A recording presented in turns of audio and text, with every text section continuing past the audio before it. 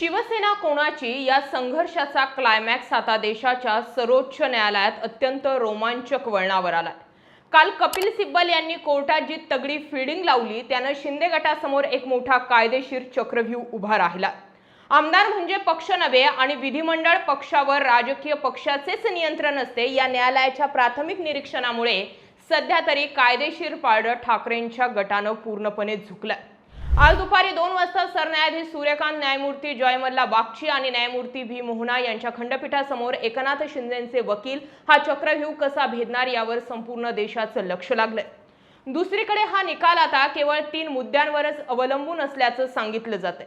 आजचा शिंदे गटाचा युक्तिवाद काय येतो यावरूनच सर्वोच्च न्यायालय केवळ 3 मुद्द्यांवर विचार करून हा निकाल राखून ठेवण्याची दाट शक्यता व्यक्त होते। हे 3 मुद्दे नेमके कोणते? शिंदे गट कपिल सिब्बलांच्या जाळ्यात कसा अडकलाय याचाच आपण आढावा घेणार आहोत।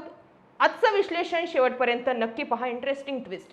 शिवसेना पक्ष आणि धनुष्यबाण चिन्हावरील खटल्यात सर्वोच्च न्यायालयाने बुधवारी महत्त्वपूर्ण निरीक्षण नोंदवत अंतिम सुनावणीला सुरुवात केली आहे। राजकीय पक्षांचं विधिमंडळ गटावर नियंत्रण कायम राहतं, पक्षाचा वैध निर्णयच अंतिम मानला गेला पाहिजे असे स्पष्ट संकेत न्यायालयाने कालच दिल्यानं ठाकरेंच्या अपेक्षा उंचावल्या। एकनाथ शिंदे गटाला खरी शिवसेना म्हणून मान्यता देणाऱ्या निवडणूक आयोगाच्या निर्णयावर पुन्हा प्रश्नचिन्ह निर्माण झाल्यानं हा निकाल ठाकरेंच्या पारड्यात पडण्याची दाट शक्यता निर्माण झाली आहे। दुसरीकडे कपिल सिब्बलांच्या धारदार युक्तिवादात अनेकदा असं झालेलं बघायला मिळालंय की खुद्द सरन्यायाधीश सूर्यकांत देखील हे कपिल सिब्बलांच्या युक्तिवादाला पूरक असं विधान करताना दिसलेत। त्यामुळे सीजेआय आणि एकंदर संपूर्ण बेंचला सिब्बलांच्या युक्तिवादानं प्रभावित केल्याची चर्चा आता सुरू झाली आहे। या खटल्यात सर्वात कळीचा मुद्दा म्हणजे उद्धव ठाकरे गटाने फेब्रुवारी 2023 मधील निवडणूक आयोगाच्या निर्णयाला आव्हान दिलंय। या निर्णयात शिंदे गटाला खरी शिवसेना म्हणून मान्यता देत धनुष्यबाण चिन्ह देण्यात आलं होतं। सरन्यायाधीश सूर्यकांत यांनी बहुमताचा दावा तपासण्याच्या निवडणूक आयोगाचे नियम, पक्ष घटना आणि कायद्यात स्पष्ट निकष असणं आवश्यक असल्याचं नमूद केलं। दुसरीकडे सुनावणीत खंडपीठाने महत्त्वाचा प्रश्न उपस्थित केला। निवडणूक चिन्ह हे राजकीय पक्षाचं की विधिमंडळ गटाच्या नेत्यांचं? यावर सिब्बल यांनी ठाम भूमिका घेत धनुष्यबाण हे चिन्ह नेहमीच राजकीय पक्षांचं असतं, विधिमंडळ गटाचं नाही असं सांगितलंय। यावरच आज शिंदे गट युक्तिवाद करण्याची दाट शक्यता आहे। आधी सांगितल्याप्रमाणे न्यायालय आता केवळच 3 मुद्द्यांवर अधिक जोर देऊन निकाल राखून ठेवण्याची शक्यता जास्त आहे। मुद्दा 1, मूळ राजकीय पक्षाची ओळख ठरवताना संख्याबळाला प्राधान्य द्यायचे की संघटनात्मक रचनेला? मुद्दा 2, निवडणूक आयोगाने निर्णय देताना अवलंबलेले निकष संविधानाशी सुसंगत आहेत का यावर न्यायालय विचार करू शकतं। नंबर 3, पक्षांतर बंदी कायद्याच्या चौकटीत आयोगाचा निर्णय टिकतो का? या प्रश्नांची उत्तरे शिवसेना नाव आणि धनुष्यबाण चिन्हाच्या भवितव्याचा निर्णय ठरवतील असं म्हटलं जातंय। ठाकरे गटाकडून काल करण्यात आलेल्या दाव्यात मूळ मुद्दा होता तो आमदार म्हणजे मूळ पक्ष नव्हे, विधिमंडळ पक्ष आणि मूळ राजकीय पक्ष या 2 वेगळ्या संस्था आहेत। काही आमदारांनी बंड केलं किंवा विधिमंडळात बहुमत मिळवलं म्हणून त्यांना मूळ राजकीय पक्षावर दावा सांगण्याचा अधिकार मिळत नाही। 2019 मध्ये एकनाथ शिंदे आणि त्यांच्या समर्थकांनी उद्धव ठाकरे यांच्या नेतृत्वात निवडणूक लढवली, त्यामुळे नंतर झालेल्या फुटीमुळे मूळ पक्षाची ओळख बदलत नाही। एक नेता किंवा काही आमदार म्हणजे संपूर्ण राजकीय पक्ष नाही। गुवाहाटीतील 31 आमदारांचा ठराव केवळ काही आमदारांचा निर्णय होता, तो राष्ट्रीय कार्यकारिणीचा किंवा मूळ पक्षाचा अधिकृत ठराव नव्हता।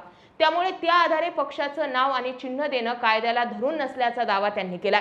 निवडणूक आयोगाला पक्ष घटनेची वैधता ठरविण्याचा अधिकारच नाही, तरीही आयोगाने 2013 आणि 18च्या पक्ष घटना नोंदीवर नसल्याचा चुकीचा निष्कर्ष काढला आणि केवळ विधिमंडळातील बहुमताच्या आधारावर पक्षाची ओळख निश्चित केली असा दावा ठाकरे गटाने केला। ठाकरे गटाने विधानसभा अध्यक्षांच्या निर्णयालाही सर्वोच्च न्यायालयाच्या 2023 मधील घटनापीठाच्या निकालाशी विसंगत असल्याचं म्हटलंय। आता शिंदे गटाने सुद्धा यावर पलटवार केला। शिंदे गटाच्या वकिलांनी निवडणूक आयोगाचा निर्णय हा सिम्बॉल ऑर्डर 1968 नुसार पूर्णपणे वैध असल्याचं सांगितलंय। त्यांच्या मते आयोगाने हजारो प्रतिज्ञापत्र, कागदपत्र, लोकप्रतिनिधींचे संख्याबळ आणि संघटनात्मक पाठबळ तपासल्यानंतरच निर्णय दिला। शिंदे गटाने दावा केलाय की त्यांच्याकडे विधानसभेतील बहुसंख्य आमदार, लोकसभेतील बहुतांश खासदार, मोठ्या संख्येने जिल्हा प्रमुख, लाखो कार्यकर्त्यांचे समर्थन आणि लोकशाहीत बहुमत महत्त्वाचं असतं आणि ते त्यांच्या बाजूने स्पष्ट असल्याचं त्यांनी सांगितलंय।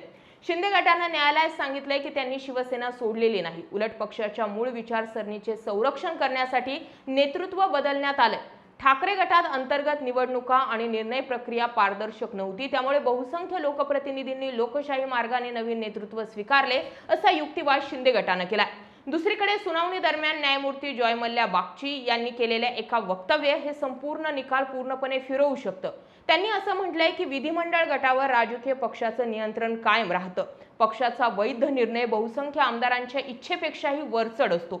निवडणुकीनंतर बदललेल्या राजकीय परिस्थितीत बहुसंख्य लोकप्रतिनिधी पक्षाच्या भूमिकेशी प्रामाणिक असहमत असतील तर त्यांनाही काही प्रमाणात राजकीय निर्णय घेण्याची मुभा असली पाहिजे, असंही न्यायालयाने नमूद केलंय। ठाकरे गटातर्फे कपिल सिब्बल यांनी निवडणूक आयोगाच्या निर्णयावरती जोरदार आक्षेप घेतलाय। शिवसेनेची 2013 ची पक्ष घटना आयोगाच्या नोंदीत असूनही तिच्याकडे दुर्लक्ष करण्यात आलं असा आरोप जो होता तो काल सिब्बलांनी केला।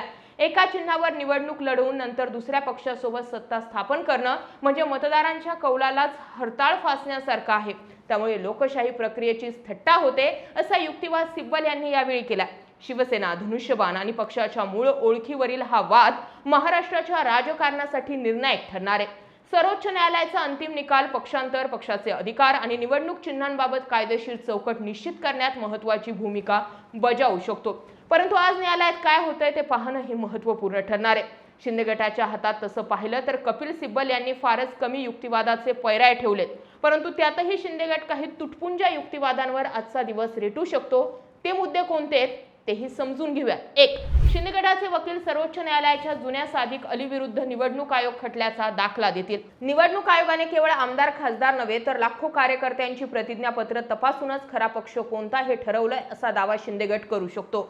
2. आम्ही मूळ पक्ष सोडलेला नाही किंवा दुसऱ्या पक्षात विलीनही झालेलो नाही, तर पक्षाच्या अंतर्गत लोकशाहीचा वापर करून बहुमतानं नेतृत्व बदललंय। आम्हीच बाळासाहेबांचे खरे विचार पुढे नेत आहोत हा राजकीय युक्तिवाद पुन्हा लावून धरला जाईल। मुद्दा 3. 2023च्या सुभाष देसाई विरुद्ध महाराष्ट्र राज्यपाल खटल्यात कोर्टानं म्हटलं होतं की उद्धव ठाकरेंनी स्वतःहून राजीनामा दिल्यानं आम्ही त्यांना पुन्हा मुख्यमंत्री बनवू शकत नाही। शिंदे गट आज असा दावा करेल की ठाकरेंनी बहुमत चाचणीला सामोरे न जाता मैदान सोडलं, त्यामुळे नंतर स्थापन झालेलं सरकार घटनात्मकदृष्ट्या वैध आहे। परंतु तरीही शिंदे गटाकडे किती संख्याबळ असलं तरी संविधानाच्या 10व्या अनुसूचीनुसार त्यांना कोणत्याही दुसऱ्या पक्षात विलीन झाल्याशिवाय स्वतःचं वेगळं अस्तित्व दाखवता येत नाही। 2013-18च्या शिवसेनेच्या पक्ष घटनेनुसार सर्व अधिकार पक्ष प्रमुखांकडे होते। निवडणूक आयोगानं केवळ लोकप्रतिनिधीच्या बहुमतावर दिलेला निर्णय सर्वोच्च न्यायालयाच्या तत्वांशी विसंगत ठरत असल्यानं कायदेशीर लढाईत उद्धव ठाकरे नैतिक आणि तांत्रिकदृष्ट्या अधिक मजबूत स्थितीत दिसत असल्याचं स्पष्ट होतंय। आज दुपारी 2 वाजता सुरू होणाऱ्या या सुनावणीत न्यायालय पूर्ण वेळ शिंदे गटाचा प्रतिवाद ऐकून घेईल। शिंदे गटाच्या वकिलांना न्यायालयाच्या रोकडा सवालांना सामोरं जावं लागेल। दोन्ही बाजूंचा युक्तिवाद पूर्ण झाल्यास न्यायालय आपला अंतिम निर्णय राखून ठेवू शकतो किंवा दोन्ही पक्षांना त्यांचे मुद्दे लेखी स्वरूपात मांडण्याचे आदेश देऊ शकतो आणि पुढची तारीखही येऊ शकते।